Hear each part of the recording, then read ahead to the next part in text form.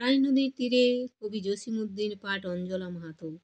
গড়াই নদীর তীরে কুটির খানিরে লতা পাতা ফুল মায়ায় রয়েছে ঘিরে, বাতাসে হেলিয়া আলোতে খেলিয়া সন্ধ্যা সকালে ফুটি, উঠোনের কোণে বন ফুল বুলি হেসে হয় কুটি কুটি।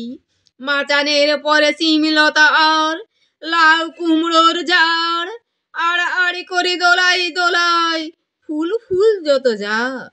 তল দিয়ে তার লান্নটে শাক মেলেছি রঙের ঢেউ, লাল শাড়িখানি রোদে দিয়ে গেছে এ বাড়ির বধূকেও।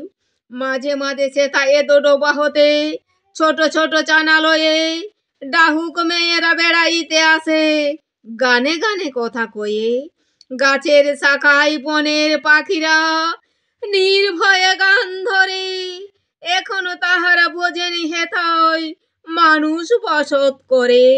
মটরের ডাল মুসুরের ডাল কালিজিরা আর ধনে, লঙ্কা মরিচ রোদে শুকাইতেছে উঠোনেতে সযতনে। লঙ্কার রং মটরের রং মসুরের রং আর জিরে ও ধনের রঙের পাশেতে আলপনা আঁকাকার, যেন একখানি সুখের কাহিনী নানা না করে পড়ি। এ বাড়ির যত আনন্দ হাসি আঁকা জীবন্ত করি।